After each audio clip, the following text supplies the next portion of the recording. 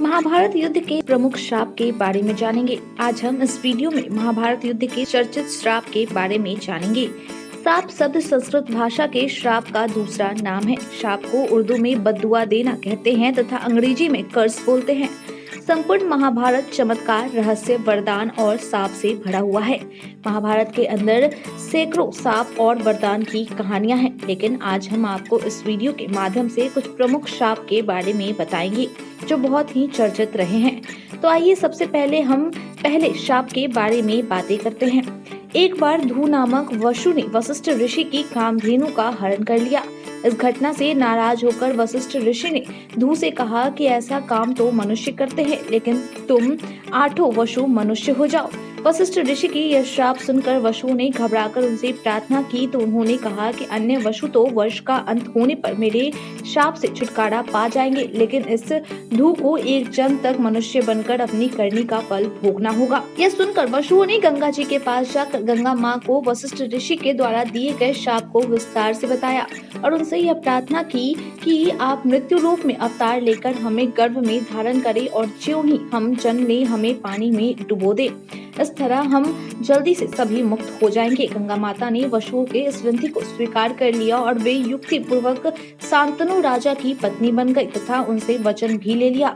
शांतनु से गंगा के गर्भ में पहले जो 7 पुत्र पैदा हुए थे उन्हें उत्पन्न होते ही गंगा जी ने पानी में डुबो दिया, जिससे 7 वसु तो मुक्त हो गए, लेकिन जब 8वें पुत्र में शांतनु ने गंगा को रोककर इसका वजह जाना चाहा। गंगा जी ने राजा जी की बात मानकर वसुओं को वशिष्ठ के श्राप की सारी बात बताया। राजा ने गंगा जी की पूरी बात सुनने के बाद उन्होंने 8वें पुत्र को डुबोने नहीं दिया। तब गंगा 8वें पुत्र को सौंपकर अंतर ध्यान हो गई। यही बालक धू नामक वसु था। यही बालक आगे चलकर भीष्म पितामह के नाम से प्रसिद्ध हुए। अब हम महाभारत के दूसरे श्राप की बात करते हैं। सत्यवती के गर्भ से महाराजा शांतनु को चित्रांगद और विचित्रवीर्य नाम के 2 पुत्र पैदा हुए। शांतनु की मृत्यु के बाद चित्रांगद को राजा बनाया गया, परंतु गंधर्वों के साथ युद्ध में उनकी मृत्यु हो गई। चित्रांगद के मौत के समय तब विचित्रवीर्य बालक ही थे। भीष्म ने विचित्रवीर्य को सिंहासन पर बैठाकर खुद राजकार्य देखने लगे। भीष्म अपने पिता शांतनु का कुल बढ़ने के लिए काशीराज के 3 पुत्रियों का बलपूर्वक हरण कर लिया तथा इनका विवाह युवा विचित्रवीर्य से करना चाहते थे। हालांकि बड़ी राजकुमारी अम्बा साल्वराज को पसंद करती थी, इस वजह से इनको छोड़ दिया गया। जब अम्बा वहां से साल्वराज के पास गई, लेकिन साल्वराज से अम्बा को स्वीकार करने से इनकार कर दिया। अम्बा के लिए यह दुखदायी स्थिति हो चली थी। अम्बा ने अपनी इस दुर्दशा का कारण भीष्म को समझकर उनकी शिकायत परशुराम जी से की। परशुराम जी ने अन्याय के खिलाफ लड़ने की ठानी। परशुराम जी ने भीष्म से कहा, तुमने अम्बा को बलपूर्वक अपहरण किया है, अतः अब तुम्हें इससे विवाह करना होगा, अन्यथा मुझसे युद्ध के लिए तैयार हो जाओ। भीष्म ने विवाह करने से इनकार कर दिया। उसके बाद भीष्म और परशुराम जी के बीच 21 दिनों तक भयंकर युद्ध हुआ। अंत में ऋषियों ने परशुराम को सारी व्यथा कथा और ब्रह्मचार्य के प्रण की बात बताई। ऋषियों ने भीष्म की स्थिति से उनको अवगत कराया। तब कहीं परशुराम जी ने युद्ध विराम किया। बाद में अम्बा ने बहुत ही द्रवित होकर भीष्म को कहा कि तुमने मेरा जीवन बर्बाद कर दिया और अब मुझसे विवाह करने से भी मना कर रहे हो। मैं निस्सहाय स्त्री हूँ और तुम शक्तिशाली। तुमने अपनी शक्ति का दुरुपयोग किया। मैं तुम्हारा कुछ भी नहीं बिगाड़ सकती, लेकिन मैं पुरुष के रूप में दोबारा जन्म लूंगी और तब तुम्हारे अंत का कारण बनूंगी। यही अम्बा प्राण त्याग कर बाद में शिखंडी के रूप में जन्म लेती है और भीष्म की मृत्यु का कारण बन जाती है। महाभारत के पहले और दूसरे श्राप के बाद अब तीसरे श्राप की ओर बढ़ते हैं। महाभारत के अनुसार अंबालिका और ऋषि वेदव्यास के पुत्र पांडु थे। पांडु 5 पांडवों के धर्मपिता और धृतराष्ट्र के छोटे भाई थे। धृतराष्ट्र के दृष्टिहीन होने की वजह से पांडु को हस्तिनापुर का शासक बनाया गया। एक बार राजा पांडु अपनी दोनों रानियां कुंती और माद्री के साथ शिकार कर रहे थे। तभी उन्होंने मृग होने के भ्रम में बाण चला दिया, जो एक ऋषि को जाकर लगा। उस समय वह ऋषि अपनी पत्नी के साथ सहवास कर रहे थे और उसी अवस्था में उन्हें बाण लग गया। इसलिए उन्होंने पांडु को श्राप दे दिया। जिस अवस्था में उनकी मृत्यु हो रही है, उसी प्रकार जब भी पांडु अपनी पत्नियों के साथ सहवासरत होंगे तो उनकी मृत्यु हो जाएगी। उस समय पांडु की कोई संतान नहीं थी। अब पांडु के लिए यह संकट की बात हो गई थी। जब पांडु ने यह बात कुंती को बताई तो कुंती ने उन्हें ऋषि दुर्वासा द्वारा उनको मिले वरदान की बात बताई। ऋषि दुर्वासा के इस वरदान से कुंती किसी भी देवता का आवाहन कर उन्हें बुलाकर उनके साथ नियोग कर सकती थी। विवाह के पहले कुंती ने सूर्यदेव का आवाहन किया था उस दौरान कर्ण का जन्म हुआ था, लेकिन कुंती ने लोक लज्जा के कारण उसे नदी में बहा दिया था। कुंती के बताने के बाद पांडु इस बात के लिए मान गए। तब कुंती ने एक एक कर कई देवताओं का आवाहन किया। इस प्रकार माद्री ने भी देवताओं का आवाहन किया।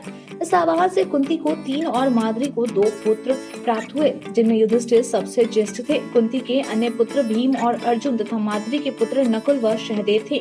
कुंती ने धर्मराज वायु एवं इंद्र देवता का आवाहन किया था, जबकि माद्री ने अश्विन कुमारों का आवाहन किया था। एक दिन वर्षा ऋतु का समय था। पांडु और माद्री वन में घूम रहे थे। उस समय पांडु अपने काम वेग पर नियंत्रण न रख सके और माद्री के साथ सहवास करने के लिए उतावले हो गए, और तब ऋषि का श्राप महाराजा पांडु की मृत्यु का कारण बन गया। माद्री पांडु की मृत्यु बर्दाश्त नहीं कर सकी और उनके साथ सती हो गई। यह सब होने के बाद अब 5 पुत्रों के पालन पोषण का भार अकेली कुंती पर आ गया था। कुंती अपने मायके जाने के बजाय हस्तिनापुर के तरफ रुख किया। हस्तिनापुर के सभी ऋषि मुनि पांडवों को राजा पांडु का पुत्र मानते थे, इसलिए सभी ऋषि मुनि पांडु को राजमहल में पहुंचाकर आ गए। कुंती के कहने पर सभी लोगों ने पांडवों को पांडु का पुत्र मान लिया तथा पांडवों का स्वागत किया। राजमहल में जाते ही कुंती का सामना गांधारी से हुआ। गांधारी गंधार नरेश की पुत्री और राजा धृतराष्ट्र की पत्नी थी तथा कुंती वासुदेव जी की बहन और भगवान श्री कृष्ण की बुआ थी। चलिए अब आगे महाभारत के चौथे शाप के बारे में जान लेते हैं। उस काल के दौरान केवल द्रोणाचार्य, परशुराम और वेद व्यास को ही ब्रह्मास्त्र चलाना आता था। किसी के द्वारा प्रयोग किए जाने पर उसे असफल कर देना इन लोगों को आता था। उन्होंने यह विद्या अपने कुछ खास ही शिष्यों को प्रदान किया। उसमें भी ब्रह्मास्त्र लो असफल कैसे किया जाता है, यह कम ही शिष्यों को याद था। जब कर्ण द्रोणाचार्य के पास ब्रह्मास्त्र का विद्या सीखना पहुंचा, लेकिन कर्ण के सूत पुत्र होने की वजह से द्रोणाचार्य ने ब्रह्मास्त्र सिखाने से मना कर दिया। उसके बाद कर्ण परशुराम के पास पहुंच गए। परशुराम ने केवल ब्राह्मण को ही ब्रह्मास्त्र विद्या सिखाने का प्रण लिया था, क्योंकि इस विद्या के दुरुपयोग का ज्यादा खतरा बढ़ गया था।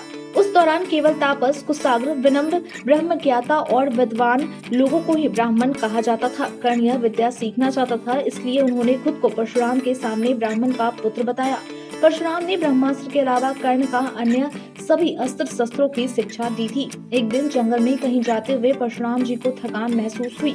उन्होंने कर्ण से कहा कि वे थोड़ी देर सोना चाहते हैं। उसके बाद कर्ण ने उनके सिर को अपनी गोद में रख लिया। परशुराम गहरी नींद में सोए हुए थे, तभी कहीं से एक कीड़ा आया और वह कर्ण की जांघ पर डंक मारने लगा। कर्ण के जांघ पर घाव हो गया। परशुराम की नींद खुल जाने की वजह से कर्ण चुपचाप बैठा रहा। घाव के अधिक खून बहने की वजह से परशुराम जी नींद खुल गई। परशुराम ने कर्ण से पूछा कि कीड़े को हटाया क्यों नहीं। कर्ण ने कहा, आपकी नींद टूटने का डर था, इसलिए। परशुराम ने कहा कि किसी ब्राह्मण में इतनी सहनशीलता नहीं हो सकती, तुम जरूर कोई क्षत्रिय हो, सच सच बताओ। तब कर्ण ने परशुराम को सच बता दिया। क्रोधित होकर परशुराम ने कर्ण को उसी समय शाप दिया कि तुमने मुझसे जो भी विद्या सीखी है वह झूठ बोलकर सीखी है, इसलिए जब भी तुम्हें इस विद्या की सबसे ज्यादा आवश्यकता होगी तभी तुम इसे भूल जाओगे, कोई भी दिव्यास्त्र का उपयोग नहीं कर पाओगे। चौथे शाप के बाद अब 5वां शाप के बारे में जानेंगे। इंद्र सभा में अर्जुन सशरीर गया तो उसके स्वागत के लिए उर्वशी, रंभा आदि अप्सराओं ने नृत्य प्रस्तुत किए। अर्जुन के रूप सौंदर्य पर मोहित हो उर्वशी उसके निवास स्थान पर चली गई और प्रणय निवेदन किया। साथ ही इसमें कोई दोष नहीं लगता, इसके पक्ष में अनेक दलीलें भी दी, किंतु अर्जुन ने अपने दृढ़ इंद्रिय संयम को परिचय देते हुए कहा, मेरी दृष्टि में कुंती, माद्री और सची को जो स्थान है वही तुम्हारा भी है। तुम पूर्व वंश की जननी होने के कारण आज मेरे लिए परम गुरु स्वरूप हो। हे वरवर्णी, मैं तुम्हारे चरणों में मस्तक रखकर तुम्हारी शरण में आया हूँ। तुम लौट जाओ। मेरी दृष्टि में तुम माता के समान पूजनीय हो और पुत्र के समान मानकर तुम्हें मेरी रक्षा करनी चाहिए। उर्वशी अपने कामुक प्रदर्शन और इतने प्रयास के बाद भी अर्जुन ने मनाने में असफल रही तो क्रोधित होकर उसने अर्जुन को 1 वर्ष तक नपुंसक होने का शाप दे दिया। अर्जुन ने उर्वशी से साबित होना स्वीकार किया, परंतु उन्होंने अपना संयम नहीं तोड़ा। जब यह बात उनके पिता इंद्र को पता चली तो उन्होंने अर्जुन से कहा, हे पुत्र, तुमने तो अपने इंद्रिय संयम द्वारा ऋषियों को भी पराजित कर दिया। तुम जैसे पुत्र को पाकर कुंती वास्तव में श्रेष्ठ पुत्रवादी है। उर्वशी का शाप तुम्हें वरदान रूप सिद्ध होगा। भूतल पर वनवास के 13वें वर्ष में तुम्हें अज्ञातवास करना होगा। उस समय यह सहायक होगा। उसके बाद तुम अपना पुरुषत्व फिर से प्राप्त कर लोगे। इस शाप की वजह से अज्ञातवास के दौरान अर्जुन ने विराट के महल में नर्तक वेश में रहकर विराट की राजकुमारी को संगीत और नृत्य विद्या सिखाई थी। 1 वर्ष बाद वे शाप मुक्त हो गए। और आज के वीडियो में बस इतना ही। धन्यवाद।